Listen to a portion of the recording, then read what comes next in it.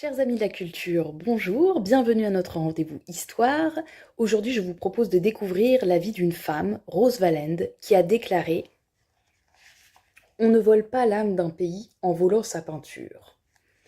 Cet employé du jeu de paume a préservé plus de 60 000 œuvres du pillage des nazis. C'est pourquoi la biographe Jennifer Lessier lui a consacré un ouvrage. Je vais donc m'appuyer sur ses recherches pour vous dévoiler son histoire.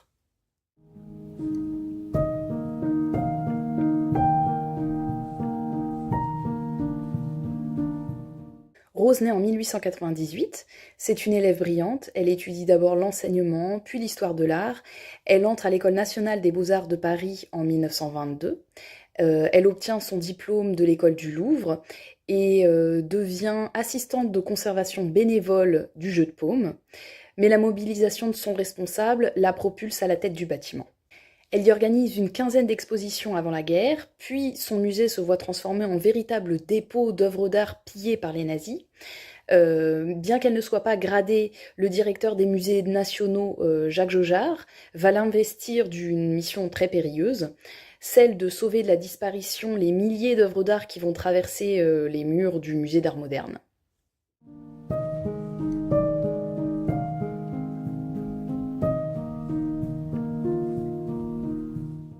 C'est donc avec dévotion et au péril de sa vie qu'elle espionne Göring et ses acolytes.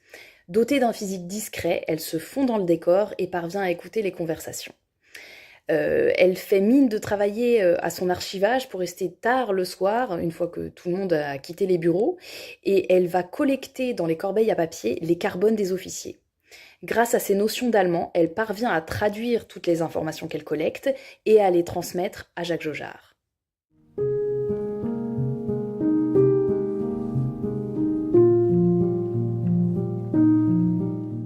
Il faut se dire aussi qu'à ce moment-là, il y a des changements importants qui sont en train de s'opérer dans le monde de l'art en Allemagne, car dès son accession au pouvoir, Hitler l'utilise à des fins de propagande.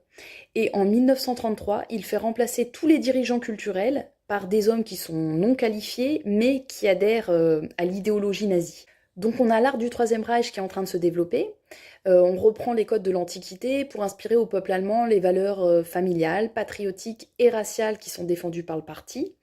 Et en réalité, on a un Hitler qui est vexé de ne pas avoir pu intégrer l'Académie des Beaux-Arts de Vienne. Et donc, comme il n'a pas pu imposer sa vision du monde à travers ses toiles, là, finalement, il est en train de décider de réduire l'art à son idéal. Et d'ailleurs, il travaille en parallèle à la construction de son Führermuseum à Linz. Donc, c'est un musée qui est destiné à recueillir les plus prestigieuses œuvres qui sont pillées.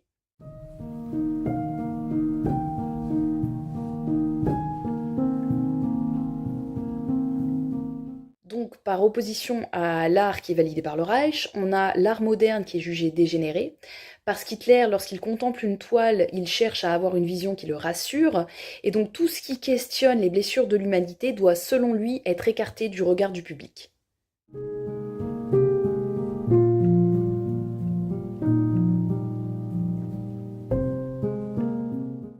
Alors bien évidemment, Roselle, elle y voit une opportunité, et le 16 septembre 1941, elle écrit à Jacques Jaujard pleine d'espoir, je cite, il y a actuellement au musée une salle où sont exposées des œuvres d'art, abstraits ou indépendants, tableaux de Picasso, Matisse, Léger, Klee, etc.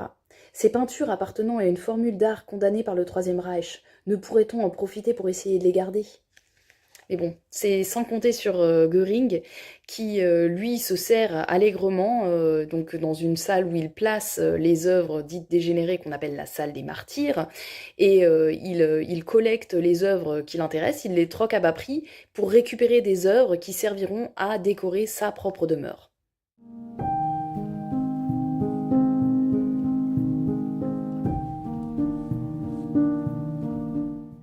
Afin d'organiser les confiscations et leur répartition, on fonde l'ERR, l'équipe d'intervention du Reichsleiter Rosenberg, avec à sa tête le baron von Baer, assisté de Bruno Losse.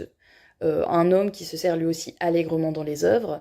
Donc Rose voit immédiatement en lui un ennemi de l'art, et l'inimitié est mutuelle, hein. Un jour, alors qu'elle est en train de consulter dans un bureau qui n'est pas le sien des documents, il la surprend et la menace. Elle va encore aller se confier à Jacques Jaujard dans ses rapports et lui écrit: en me regardant dans les yeux, il me dit que je pourrais être fusillé. Je lui réponds calmement que personne ici n'est assez stupide pour ne pas savoir les risques qu'il court.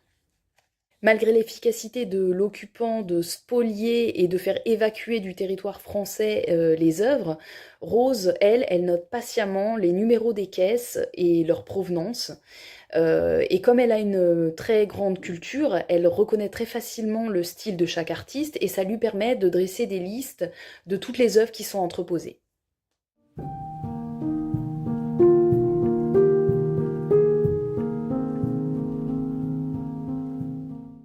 Son amour de l'art la pousse à prendre toujours plus de risques pour, je cite, sauver un peu de la beauté du monde. Néanmoins, elle souffre de son impuissance et un jour, alors qu'elle assiste à l'anéantissement de ses efforts, elle écrit à Jacques Jaujard: ils continuent leur choix parmi les tableaux au séquestre du Louvre et donnent des coups de couteau dans les toiles qu'ils ne veulent pas garder. Rose réalise l'ampleur du désastre lorsqu'elle voit arriver d'importants convois qui sont transférés vers des trains en partance pour l'Allemagne. Fort heureusement, elle réussit à prévenir les cheminots qui se mettent en grève, qui réussissent aussi à détourner le train et l'immobiliser pendant 48 heures. Mais au bout d'un moment, le baron Van Berg finit par comprendre la supercherie. Il donne l'ordre de repartir et là encore, heureusement, on a une troupe de soldats français qui va réussir à intercepter ce précieux convoi.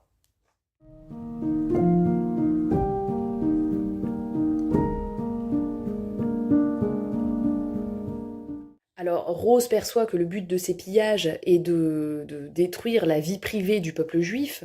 Elle sait que les collections se transmettent de génération en génération. Pour elle, ces toiles, ce sont des témoins muets d'une existence qui est en train de s'éteindre. Et donc, elle ne peut pas tolérer le fait que ces œuvres finissent dans les mains de gens complètement cupides. C'est pour cette raison qu'elle va décider de se rendre en Allemagne à la fin de la guerre, afin de retrouver les œuvres dispersées et d'essayer de les remettre à leurs propriétaires. En 1944, la CRA, Commission de restitution artistique, est fondée. Son but est de restituer les objets et les livres volés. Rose, elle décide de partir en RFA dès les débuts de la guerre froide, et une fois de plus, elle se retrouve à travailler en illégalité à ses risques et périls. Elle est obligée de falsifier ses documents pour pouvoir traverser un territoire qui est en partie administré par l'URSS. Elle est épaulée des Monuments Men, donc ce sont ces soldats américains qui ont été envoyés en Europe pour restituer les œuvres volées. Et grâce à ça, Rose parvient à interroger de nombreux nazis et elle retrouve la trace de milliers d'œuvres. Mais son poste est supprimé en 1951 alors que son travail n'est pas achevé. Elle rentre en France et en 1977, après le décès de sa compagne, elle décide de mettre ses archives dans un lieu sûr, donc à la direction des musées, et elle n'interrompt pas ses recherches pour autant.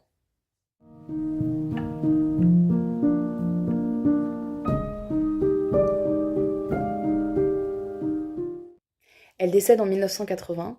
Elle est enterrée dans son village d'Isère avec pour seule escorte le maire et quelques villageois. C'est donc dans la discrétion qui la caractérise que l'espionne la plus décorée de France tire en silence sa révérence.